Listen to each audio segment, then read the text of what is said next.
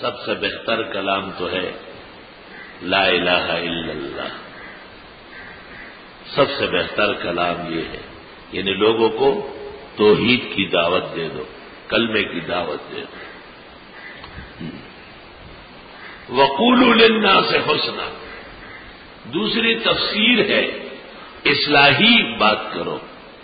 اس وقت اصلاحی تقریر کہتے ہیں بے کانٹا بے مقصد فضول تقریر کو کہتے ہیں. اصلاحی تقریر ہے، یعنی پتہ ہی نہیں چلا کہ یہ مسلمانوں کو بیان ہو رہا ہے یا زندگیوں کو بیان ہو رہا ہے. اصلاحی اس کو نہیں کہتے ہیں.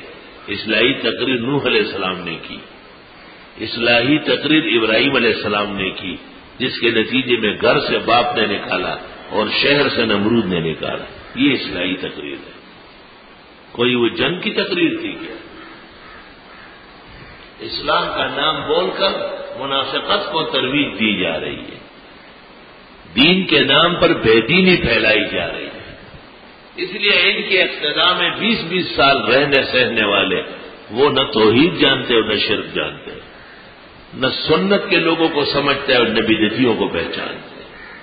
عمر دے 1300 پر دریاب کی اور نہ پہ جنے کب اور تش شملی شار بے اور صدے پدیق کے دے مطلب.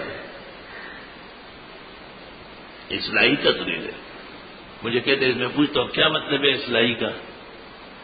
بس جی کسی کو کچھ کہتے نہیں. میں نے کہا منافقانہ تک، منافقانہ تک، اسلام کے دائرے سے ہٹا ہوا بیان.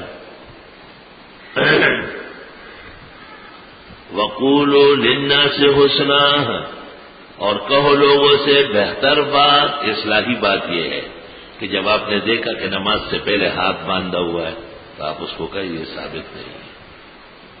آپ نے دیکھا کہ نماز کے بعد دونوں ہاتھوں سے ذکر کرتا ہے تو آپ ان کو کہو کہ یہ بائیں ہاتھ روکو، اس کو بیت الخلاء میں استعمال کر لیں اور ادھر صرف دائیں ہاتھ سے تسبیح پڑھو. اور جب دوسرے دن دیں گے تو اس کو کہو آج تو تم نے بائیں ہاتھ سے شروع کیا، کل کہیں ایسا نہ ہو کہ ٹانگ اٹھا لے اس سے پڑھنا شروع کرو. یہ تو 4 اعضاء ہے آپ کے، 2 یہ 2 وہ. اصلاحی اس کو کہتے ہیں کہ ننگے سر والے کو کہے کہ یہ اتنے سارے لوگ جو ٹوپیاں رکھے ہوئے یہ گمراہ نہیں ہے، ایک بے دین ہو سکتا ہے. پہلے نرمی سے کہو کہ بھائی سنت طریقہ ہے، ادب ہے کہ سر ڈکا ہوا ہو. لا الہ الا اللہ. نماز کے بعد بیٹھے رہتے ہیں، تسبیحات پڑھتے ہیں. سنت موقدہ کس کو کہتے ہیں؟ یہ تسبیحات سنت موقدہ ہے. ابن الحمام نے فتح القدیر میں کہا ہے ثابت نہیں ہے سرے سے، سوائے چند افراد، ثابت نہیں. یعنی درجے استحباب میں ثابت ہے، موقت ثابت نہیں ہے. اس لیے فقہاء کہتے ہیں القیام الی السنت متصلا بالفرض مسنون. بس اتنا کافی ہے کہ اللہم انت السلام او بمقدارہا کچھ دعائیں مانگ لی گئی، اس کے بعد جگہ بدل لیں، اٹھنے کی کوشش کریں. یہ بیٹھا رہتے ہیں، یہ بیٹھا رہتے ہیں، انگلیاں پڑھتے ہیں. توبہ توبہ. اصلاحی تقریر اس کو کہتے ہیں کہ آپ مسلمان مرد کو تاکید کریں کہ کسی وقت بھی آپ کی شلوار کے پانچے ٹخنوں کے نیچے نہ ہو جائے. اور نماز کے اندر تو بہت قبیح ہے. 2 حدیثیں اس میں یاد رکھیں. ابو داؤد کتاب اللباس میں ایک شخص کے 3 مرتبہ وضو بھی کرایا گیا، نماز بھی پڑھائی گئی. اخیر میں آپ نے کہا صلیت ولیکن اسبلت ازارک، نماز تو آپ نے پڑھی لیکن شلوار کے پانچے ٹخنوں سے نیچے تھے. وَإِنَّ اللَّهَ تَعَالَى لَا يَقْبَلُ صَلَاةَ مُسْبِلِ الْإِزَارِ. جس شخص کے اس طرح پانچے ٹخنوں پہ پڑے اس کی نماز اللہ قبول نہیں کرتا. دوسری روایت شمائلی ترمذی کی جس میں پیغمبر ایک صحابی کے ساتھ بیٹھ گئے زمین پر اور آپ نے کہا یہاں تک باندھو، یہاں تک باندھو، یہاں تک باندھو. فلا حق للازار فی اسفل الکعبین، کوئی حق نہیں ہے آپ کو کہ آپ شلوار کے پانچے ٹخنوں سے نیچے کر لیں. محدثین کہتے ہیں نبی زمین پر اس لیے بیٹھ گئے، ان کے پیروں پر ہاتھ رکھا تھا کہ وہ احتیاط کر آئندہ اس کو شرم آئے، حیا ہے کہ یہ اتنا اہم مسئلہ ہے کہ پیغمبر باقاعدہ زمین پر اس کے ساتھ بیٹھ گئے اور ان کو جگہ سمجھائی کہ یہ ہے ما قد الازار، شلوار کے پانچوں کی آنے کی جگہ۔ اس کے خیال میں یہ ایسی بات ہے، کوئی خاص بات نہیں ہے، بس یہ تو یہی تمہیں شرم نہیں آتی اپنے پیغمبر رسول سے؟ آپ کے نبی اس مسئلے کے لیے زمین پہ بیٹھ گئے، اور کتنا سخت کہا ہے، لا حق للازار فی اسفل الکعبہ۔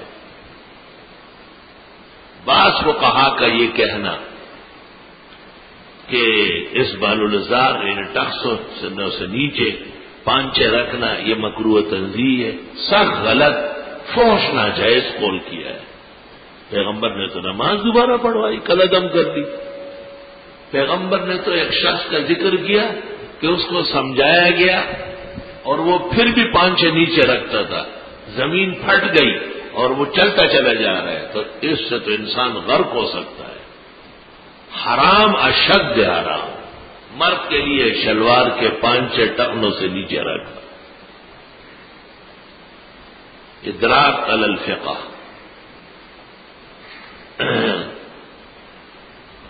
اور وہ کیا حدیث ہے صحیح مسلم میں، جامع ترمذی میں، سنن نسائی اور ابو داؤد میں، ثلاثۃ لا یکلمہم اللہ یوم القیامہ ولا یزکیہم ولا ینظر الیہم۔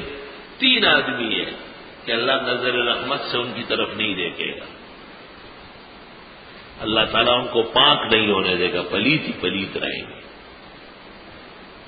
اور اللہ ان کے ساتھ بات نہیں کرے گا قیامت کے دن۔ کتنا ناراض ہے اللہ ہے جس سے۔ وہ کون ہے؟ یہ دیکھیں، المنان، احسان جتلانے والا، والمنفق سلعتہ بالیمین الکذب، جھوٹ بول کر سودا آگے بڑھانا اور بیچنے والا، اور وہ مسبل الزام، وہی یار آدمی، یہ بھی اس میں شامل ہے۔ دیو مسر دیکشی پڑے وتوا کے راکا گیا بئیمان، مرد ہونے کے باوجود اس میں انسانیت نہیں آ رہی تھی۔ توبہ استغفر اللہ۔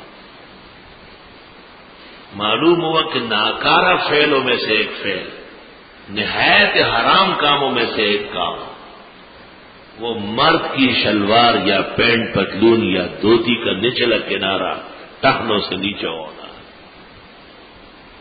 اب جن کو یہ مسئلہ معلوم ہوا ہے وہ سمجھ گئے، وہ مرے، مرنا کوئی نئی چیز نہیں، مگر اس بار الزار نہ کر، اب بردار۔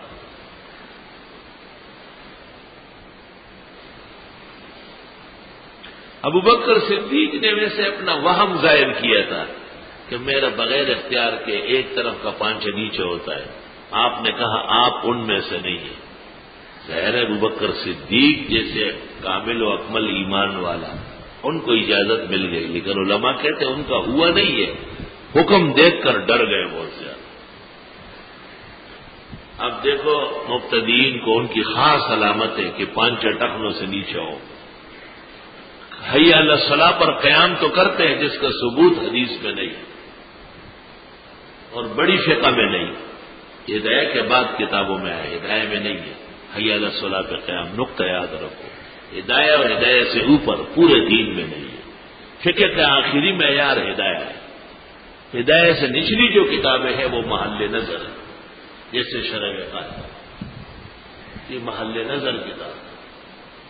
کنز کے 6 مسئلوں کے علاوہ کتاب معتبر ہے، 6 ضعیف ہے۔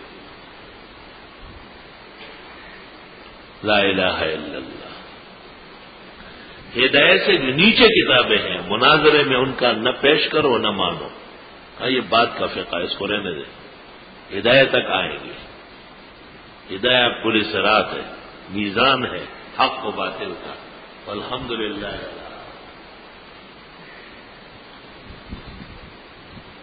میں نے ایک ایک مسئلے کو ٹٹولا ہے، الحمدللہ، زندگی اس میں صرف کی، کسی ایک کوئی مسئلہ بھی ایسا نہیں ہے جس میں اطمینان حاصل نہیں کیا۔